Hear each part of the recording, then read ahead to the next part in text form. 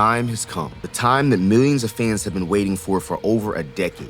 Ninja Gaiden 4 marks the 4th complete entry of a brand new Ninja Gaiden experience. I'm not really counting all those side Ninja Gaiden games as main entries in the series because at the end of the day, they're really just side games.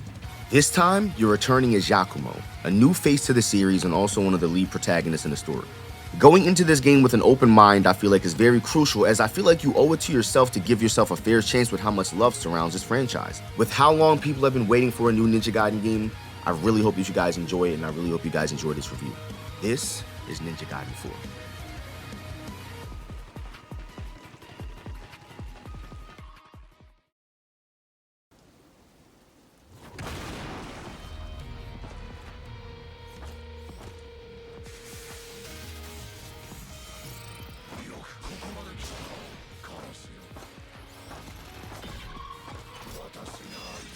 I'm not afraid to admit that I haven't played the craziest amount of Ninja Gaiden in my past. However, I am familiar with the story for the most part and have played every entry in the series. I just haven't beaten them all. With that, the story in this game is gripping in the same way it always was in the past ones. Yakumo is a ninja, a part of the Raven clan, which you're going to learn more about as you progress through the story. By the time you've completed your first couple of chapters in Ninja Gaiden 4, you'll be able to tell that an immense amount of time and love was put into this game. Before I get into this review, guys, just please understand that I am not in the business of spoiling games for anybody. This review is going to be solely based on how I felt about the game's mechanics, the story pacing, all of the features, and just how it stacks up to the rest of the Ninja Gaiden franchise. Without going too much into the story and spoiling things, players that are seeking a story that will have you glued to the screen until you complete the game, you don't have to look any further. The best part of it is how brutal it is. The pacing of the game is amazing. You don't ever feel like things are taking too long or going too fast because of the length of the chapters. There's so many different types of enemies you're going to face in this game. It's just a great experience overall. The environment in this game is absolutely breathtaking. This game is intense. There's legit times where your heart is pumping so fast because of the adrenaline you get from the smoothness of the game. Yakumo feels so good to pilot once you really get used to him and get into that flow state. At first, you may be thrown off by his smaller size and his swifter movements, but after about chapter 4, you really feel so much more acquainted with him. There can be an overbearing amount of things going on the screen at one time. Now, I played this game at max settings the entire playthrough, and this game is absolutely gorgeous. This game is going to be perfect for new fans that would like to get into the game without having to be seasoned hardcore Ninja Gaiden vets. One thing that you're going to find out about Ninja Gaiden 4 very quick is that there's not just one way to approach this game. With the hundreds of different ways you can approach a battle, you'll find yourself having so much fun with just experimenting with all of the weapons, weapon-specific move upgrades, and combos that you're going to learn throughout the game. It seems like Platinum Games and Team Ninja have successfully found a way to blend both of their iconic game styles into one project, and it's a hell of an experience. You can clearly see and feel that Bayonetta-style action going on, but also you can't help but notice how much it feels like Ninja Gaiden. It's violent, it's flashy, it's Ninja Gaiden. Even though Yakumo is brand new to the series and Ninja Gaiden fans might not love him at first, I feel like he's going to fit perfectly into the hands of any lethal Hayabusa user, and I feel like the game is going to be just fine. Even though the game at times feels like you're going through a lot of these weird industrial grayscale areas, my personal favorite chapter throughout the whole game, without spoiling too much, was the club chapter. It was just, yeah, just play it. Let's talk about the game modes and the features in the game. One of my favorite things about this game is the fact that I can go back through and play it all over again on a New Game Plus with all of my weapons and upgrades intact. I know some people wouldn't want to do that, but for me, I'm not playing Master Ninja mode unless I can have all my stuff. I'm not necessarily the type of person that's going to dance if I can hear the music, you know what I mean? But it's cool because it also gives you a reason to go back and replay the game again outside of just wanting to play Master Ninja mode. And the crazy thing about it is, guys, when you beat this game, it expands into a whole nother experience. This game has some of the sickest post-game content I've ever seen. Not only can you play the game again on a New Game Plus with all your upgrades and skills or just start fresh, but you can also do it as Hayabusa. And yes, you have the ability to utilize multiple save data so you don't have to worry about overwriting your main character. Along with the traditional story mode, you also have Trials, which is my second favorite mode of them all. Fighting the strongest bosses for sport just to showcase your skill and level up against him has got to be the craziest thing ever. There's also Purgatory Trials, which we didn't really talk too much about, but just know the Purgatories are kind of like mini dungeons that you find throughout the story mode. From the main menu, you can access all of the Purgatory locations that you find and play them with all the multipliers on that you would like to use. And yes, this game also has chapter challenge as well. But if you guys had to ask me what my favorite game mode throughout all of them were, it's gonna have to be the training mode. This is a full-blown lab, if you will. And any of my fighting game players out there know what we do in the lab. We go in there, we get right, and we level up. This is a full-blown training mode where you can go and level up your character, practice your combo, practice your weapon skills, and just hone your craft. This is one of my favorite parts of the game, and it's stuff like this that really makes me know that Team Ninja and Koei Tecmo and Platinum Games took this game as serious as it needed to be taken. To talk about the gameplay a little bit, this game is just so cool to play. It's hard to believe that at some point there's going to be players out there that's going to be getting Master Ninja on every single level, playing on Master Ninja mode, doing it while getting untouched. Like, some of this stuff seems unfathomable to me. The game is fast, gory, and very unforgiving if you're not paying attention to what your opponent's doing. When you start the game, you're prompted with the ability to pick between 3 difficulties: Hero, Normal, and Hard. I say that there's a lot of older elements that are still in this game that you can definitely compare to the older ones, but overall I feel like the things that make Ninja Gaiden 4 challenging are just not really super present in the old ones. Even the battle system is completely different the way you navigate it and play. This game is really based on reactions and whiff punishment, whereas I feel like the older Ninja Gaidens on the hardest difficulty, some of it was really a lot of cheese. As always, Master Ninja is not available until you complete the game at least once. If you're asking me about the difficulty overall with this game compared to the ones I've played, I'd say that this game is very difficult, but in ways that the other ones weren't. And even still, I feel like hard mode in this game for the average gamer is still going to be pretty challenging. It took me about 3 days to complete this game after I got my review copy about 2 weeks ago. This game also has a few interesting sections where Yakumo or Hayabusa just kind of go into the Sonic the Hedgehog mixed with Tony Hawk, skateboarding, sliding, grinding, jumping thing. It's really cool. I really enjoyed it. I think that maybe at times it got a little repetitive. I definitely didn't enjoy doing it 4 times in one chapter, but don't get it twisted. There are parts throughout the game that it does get kind of challenging to jump from rail to rail and avoid trains. So definitely don't think you can't die in those areas. But at the end of the day, it's definitely refreshing, definitely cool to take a break from all the action and just slide around a little bit and just kind of catch your breath. Another thing I want to mention briefly is how when you take your opponent off of a ledge, or if you just accidentally fall off of a ledge, you don't necessarily die for good. However, you will lose about 10% of your life bar. This game also has some stealth elements as well.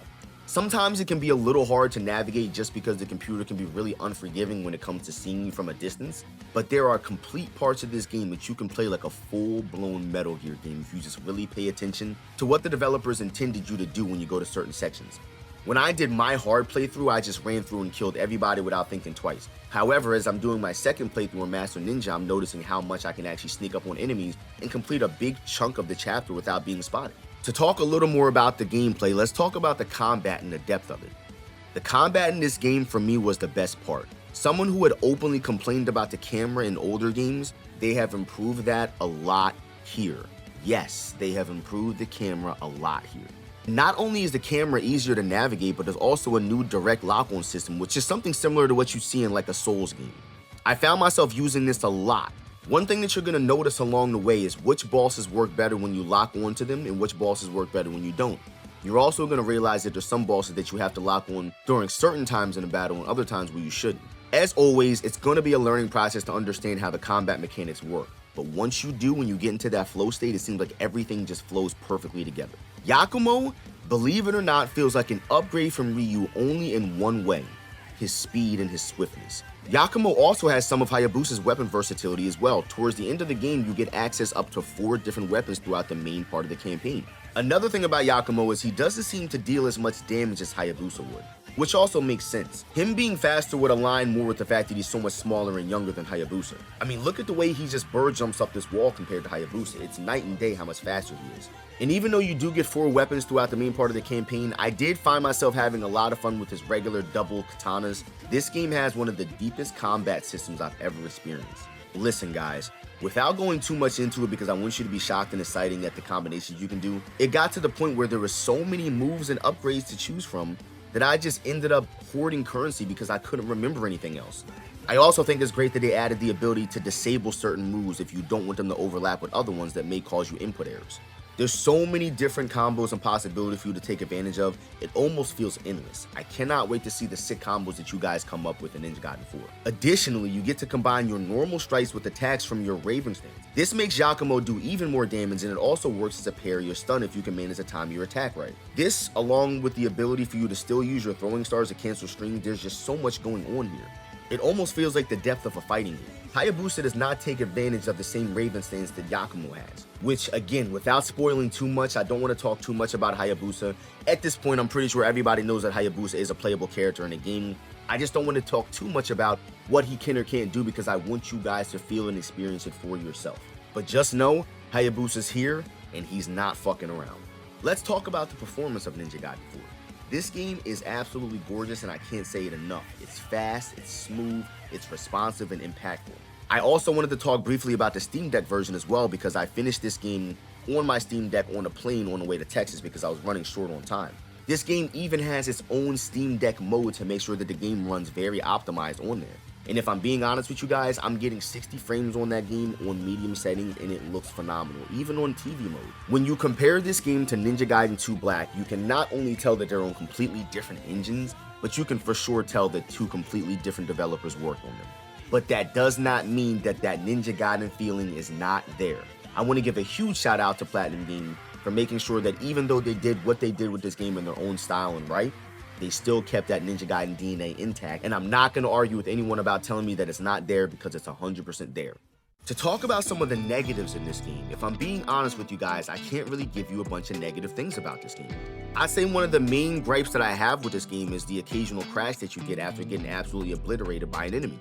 However, with all that said, owners of Ninja Gaiden 4 are either going to love it, hate it, or just tolerate it. If I'd have to say that there's any other negative about this game, simply is just that Hayabusa is not the main character in the game. But again, that also doesn't mean that Yakumo doesn't work. The character does not feel that bad to play with. Listen guys, I am not saying this because I am a Team Ninja fan and supporter at all, but I have very little bad to say about this game. I'm certain that there's going to be things that a lot of hardcore purist Ninja Gaiden fans are not going to like. But from the looks of it, this is the train that Ninja Gaiden is on, and it doesn't look like it's slowing down anytime soon. It feels just like Ninja Gaiden. It feels just like a couple of other things as well. And I think that that was the entire plan with Team Ninja to begin with in Koei Tecmo. I believe that they knew that people waited for this game for so long that people really don't have a choice but to buy it. And I'm not saying that that's right, but it's just we have to embrace change when it's time to embrace change. And as long as it's implemented well, how can we really complain? As someone who has dabbled with this series a little bit in the past, and also someone who has supported Team Ninja games and has also officially worked for Team Ninja in a capacity before, everyone also knows that I'm very honest about their products. The only thing that throws me off about Yakumo, being honest with you guys, is his costume. When you look at how grimy Yakumo can get and how nasty some of the stuff is he's doing and how serious he is as he's doing it and talking, you come to wonder why he kind of has this Hot Topic Aeropostale look going on. I mean, I can't really unsee it that someone told me that he looks like a male version of Reina from Tekken. And while I'm not against having that young teen in the game to try to get the younger audience into it, I just feel like what was wrong with Hayabusa when we were growing up? When I was 16, I thought Hayabusa was sick. I didn't think that he was an Unk type character, but as I was talking to some of my followers about it, they kind of mentioned that maybe younger kids today wouldn't really see the appeal in a character like Hayabusa. And that's really something I maybe wanted to ask my viewers as well, what you guys' thoughts were on that. If you ask me if this game was for newcomers or vets, I say that you're going to have to try it out and find out for yourself. I believe that this is the start of a complete new journey for not only Yakumo, but Hayabusa and others as well. I am going to rate this game a 9 out of 10, and this game has been officially EmeryReigns approved. Get out there, save the world once again, because the Raven clan depends on you. Thank you guys so much for watching the video. Please be sure to do me a favor and leave a like, a comment, and a subscribe on the video if you guys did enjoy. And definitely be sure to leave you guys' thoughts in the comment section to let me know how you feel about the direction of Ninja Gaiden 4 and if you're enjoying it or not. And before I end this video, I have to pay a quick tribute to the man who's responsible for Ninja Gaiden even being back in the first place. And that's Tomonobu Itagaki. Rest in peace to one of the greatest minds in gaming history of all time. You're surely going to be missed. It's not going to be the same without you. Thank you for everything.